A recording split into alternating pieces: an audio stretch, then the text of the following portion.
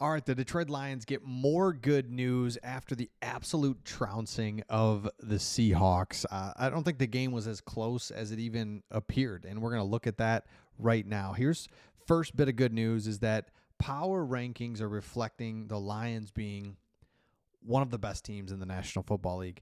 It started off a little rocky with the season, right? We weren't blowing people out. We lost a game that was weird. Jared Goff's like skipping balls to receivers against the Buccaneers, and it's like, uh-oh. No, defense is playing great. Offense is playing great. We'll get to the defense here in this game as well just in a second. But the first three games, the defense really carried. Now the offense steps up, complementary football. So here is Pro Football Network has them number one in the power rankings. As we work our way down here, MMQB has them number two. The Lions are back being the most fun team in the league, it says. And that's it, man. That's what's so cool about this. The Lions are physical. They've got playmakers. They've got the right scheme. And they're just fun to watch offensively for sure. I mean, trick plays, the whole thing. I love it. The Ringers got them 3. NFL.com has the Lions sitting at 4. Excuse me, at 3. Love that.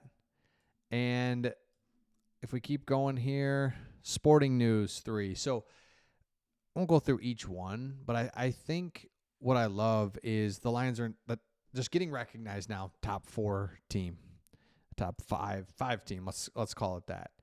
Another good thing is when you break this game down, really good news is that the Lions defense is like, well, defense this, defense that. I kind of defend the defense, and let me know your thoughts in the comments.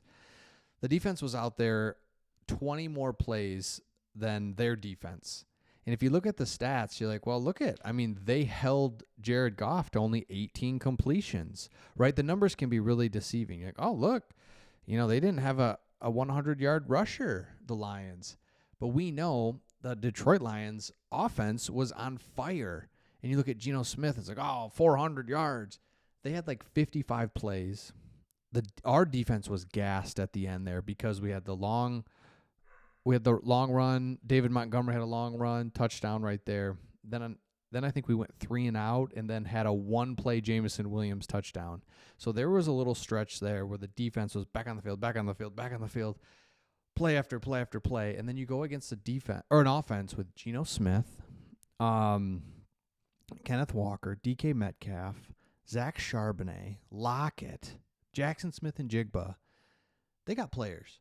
And so, yes, would we have liked to held them to 0 points?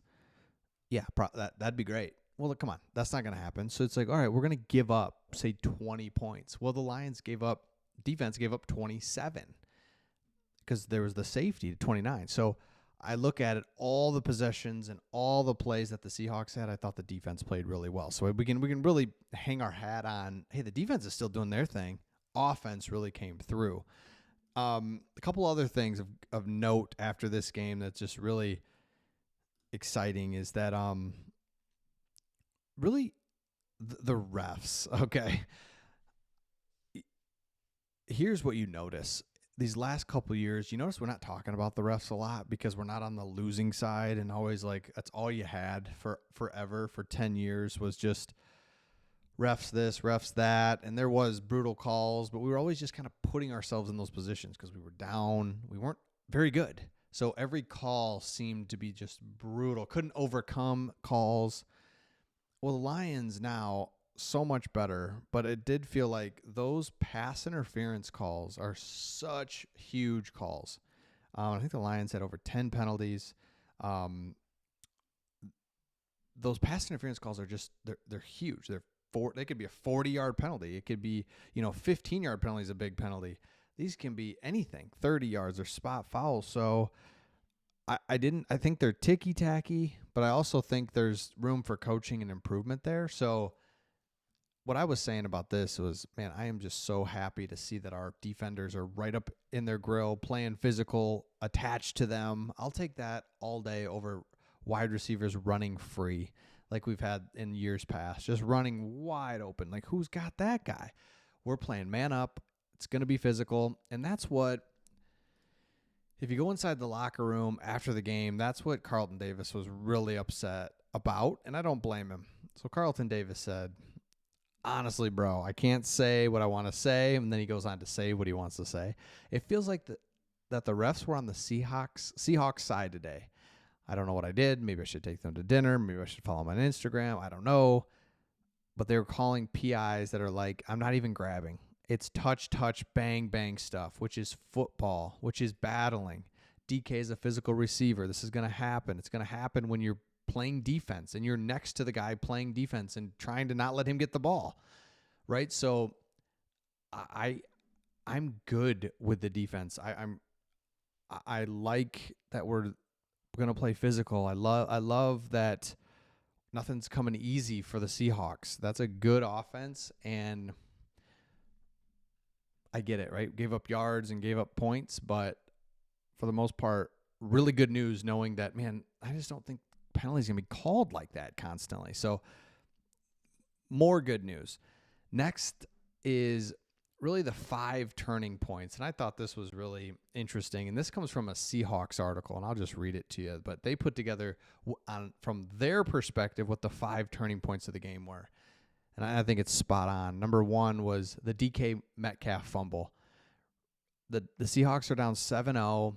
He fumbles, fighting for more yardage. Jack Campbell comes and just drills him in the back, fumbles the ball. They pick it up and take it all the way down to like the 14-yard line.